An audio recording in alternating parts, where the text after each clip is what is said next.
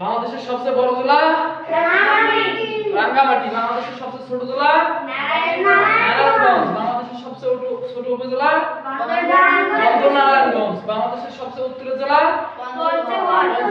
বাংলাদেশের সবচেয়ে পূর্বের জেলা বাংলাদেশের পশ্চিমের জেলা সাগরকন্যা বলা হয় কাকে? সাগরকন্যা প্রকৃতিকন্যা সিলেট। বাণিজ্যিক রাজধানী সবচেয়ে বড় জেলা রাঙ্গামাটি। বাংলাদেশের সবচেয়ে ছোট জেলা নারায়ণগঞ্জ। বাংলাদেশের সবচেয়ে ছোট উপজেলা নারায়ণগঞ্জ। বাংলাদেশের সবচেয়ে উত্তরের জেলা পঞ্চগড়। বাংলাদেশের সবচেয়ে পূর্বের জেলা কোনটি? বান্দরবান। বাংলাদেশের পশ্চিমের জেলা চাঁপাইনবাবগঞ্জ।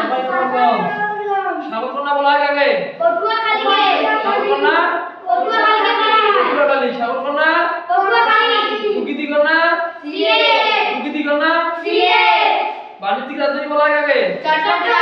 বাংলাদেশের রাজধানী কি? ঢাকা।